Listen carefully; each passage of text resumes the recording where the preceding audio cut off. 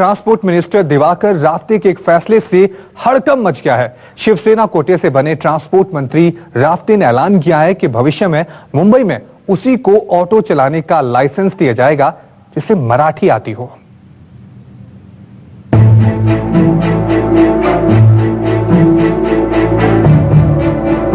सिर्फ मराठी भाषियों को ही taxi permit देने के ऐलान से महाराष्ट्र की सियासत गर्मा गई है। फैसले का सीधा असर मुंबई में रह रहे उत्तर भारतीयों पर पड़ेगा, क्योंकि लाखों लोग टैक्सी के धंधे से जुड़े हुए हैं।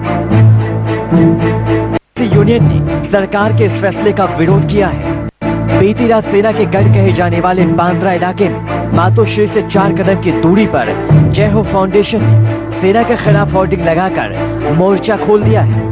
सिर्फ एक भाषा के वजह से आप उसे उसके कारोबार से दूर कर दें, उसकी परमिट ना दें, तो ये तो बड़ी नाइंसाफी है। क्योंकि हम तो भारतीय हैं और हमारा तो पूरा संवैधानिक हक बनता है कि हम पूरे हिंदुस्तान में चाहे जहां जाएं, चाहे जिस भाषा में बोल के अपने कारोबार को करना चाहें करें। ये केवल मराठियों को बेवकूफ बनाने का काम चालू है। जो कानून है उसको बार बार छेड़ करके अपनी ओछी राजनीति, अपने जो उनको मराठियों को काम देना चाहिए वो मराठी को काम ना देकर ही केवल बयानबाजी कर रहे, ये बहुत गलत है। ये मराठी खुद उनको जवाब देगा। मुंबई में करीब 1.5 लाख ऑटो टैक्सी चालक है, लेकिन इनमें से ज्यादातर वो हैं जो किराए पर परमिट लेकर टैक्सी चला रहे हैं। महाराष्ट्र सरकार ने सालों पहले टैक्सी के लिए परमिट देना बंद कर दिया था, लिहाजा लोगों को उम्मीद थी कि नई फडणवीस सरकार परमिट देने का ऐलान करेगी।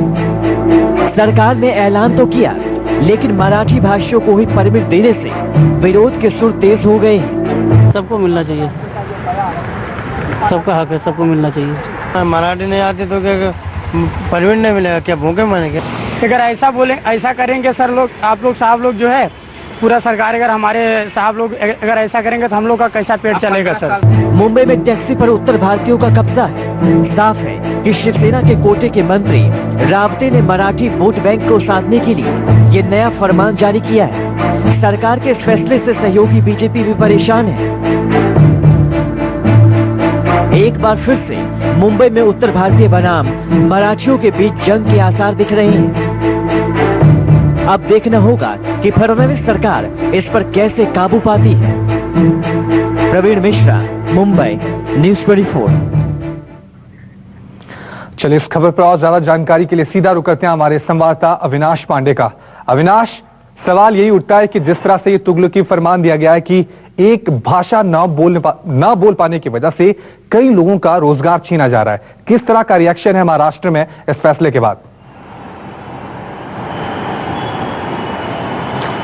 यकीनन रवि, इस फैसले का कोई भी स्वागत नहीं कर रहा है। उत्तर भारतीय समाज की बात करें, जो बहुत ज्यादा तादाद में इस पेशे से जुड़ा हुआ है, वो इस बात से बिल्कुल गुस्से में है। कहीं ना कहीं उनको इस बात का डर भी है कि अगर ये चीजें अभी अक्टूबर महीने से शुरू की गई हैं और 1 महीने का वक्त दिया गया है, जिनके पास परमिट है वो रिन्यू कराएं या जो नया लेना चाहते हैं उनके लिए भी वक्त दिया गया है, तो कहीं ना कहीं मराठी भाषा बोलना आना चाहिए। ये जो कंपल्शन सरकार ने लादा है, ये कहीं ना कहीं एक चिंता का विषय है, डर का विषय है उन तमाम लोगों में जो इस व्यवसाय से जुड़े हुए हैं। साथ ही साथ ये महाराष्ट्र और मुंबई की अगर बात करें, MMRDA रीजन की बात करें, तो जो पहले से लाखों ऑटो चालक हैं, उनमें से बहुत सारे ऐसे लोग भी हैं जो दूसरे राज्यों से आते हैं, न सिर्फ उत्तर प्रदेश या बिहार से बल्कि दूसरे राज्यों से आते हैं, उन्हें भी मराठी नहीं आती और वो लोग दूसरे के परमिट पर अपना ऑटो रिक्शा चलाते हैं और अपनी आजीविका चलाते हैं।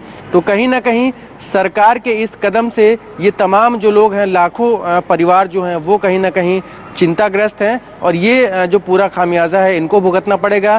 तलखी सरकार में है, शिवसेना और बीजेपी की आपसी जो कलह चल रही है उसका कहीं जो खामियाजा है वो लगता है रवि यहाँ पर उत्तर भारतीय समाज को इस तरह से उठाना पड़ेगा। चलिए अविनाश, बहुत बहुत शुक्रिया इस तमाम जानकारी के लिए।